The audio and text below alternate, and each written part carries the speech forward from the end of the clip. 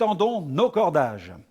Ces paroles prononcées par la bouche du prophète Ésaïe ne peuvent que nous interpeller sur la nécessité d'être animés d'une vision.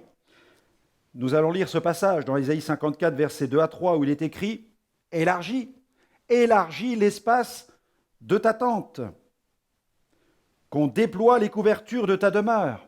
Ne retiens pas, allonge tes cordages et affermis tes pieux, car tu te répandras à droite et à gauche, ta postérité envahira des nations et peuplera des villes désertes. Amen. » Ce passage d'Ésaïe réclame plus de vision au sein du peuple de Dieu. Dans ce passage, il est clairement question de vision. Il est même question d'une vision équilibrée. Et pour illustrer son propos sur le sujet, Ésaïe se sert même d'une image, la construction d'une tente, d'un chapiteau. Car en effet, pour qu'un chapiteau tienne debout, il faut respecter certaines règles. Les mâts doivent correspondre au poids et à la taille de la toile. Sinon, au premier coup de vent, la tente va s'effondrer. Et puis, il faut des pieux qui doivent servir de point d'ancrage pour les cordages. Et les pieux, eux aussi, doivent correspondre aux dimensions de l'édifice. On ne peut prendre les piquets d'une petite tente de camping pour fixer une tente de 2000 places. La vision du développement équilibré de l'œuvre de Dieu implique un solide affermissement. Le prophète donne cet ordre: affermis tes pieux. On aime tellement le développement, la croissance, mais qu'en est-il de l'affermissement? Et pourtant, les deux vont de pair.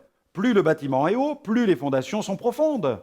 D'autres passages bibliques évoquent cette nécessité d'être porté par une vision spirituelle. La version Nouvelle Bible Seconde 2002 déclare « Quand il n'y a pas de vision, le peuple est incontrôlable. Heureux celui qui garde l'enseignement. » Proverbe 29, verset 18. La version Second 1910 dit ceci: « Quand il n'y a pas de révélation, le peuple est sans frein. Heureux s'il observe la loi. » Proverbe 29, verset 18. La vision, donc, c'est vital.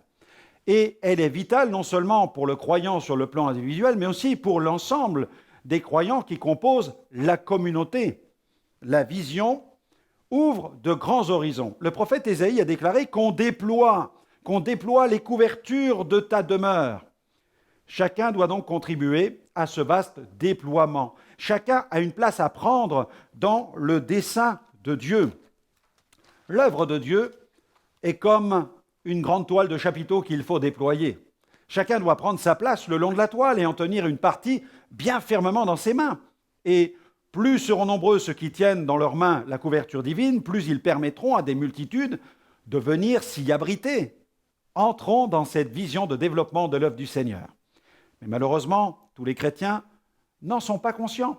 Aujourd'hui, vie tranquille oblige, une foule de croyants se prélassent dans leur divan et attendent, impassibles, un hypothétique retour du Seigneur. Ils ne montrent que peu d'intérêt pour l'œuvre de Dieu. Ils sont en stand-by, hors service. Sur un plan spirituel, c'est criminel quand on sait que l'Évangile n'a pas été confié à des anges, mais à l'Église, c'est-à-dire à l'ensemble des rachetés, et que des multitudes sont encore dans l'attente de la révélation des fils de Dieu. Alors que la nuit vient et que les ténèbres s'épaississent, il nous faut plus que jamais étendre nos cordages. Comment? En élargissant notre cœur. Alors j'aimerais vous recommander cette prière pour aujourd'hui. Seigneur, je te demande pardon pour ma tiédeur.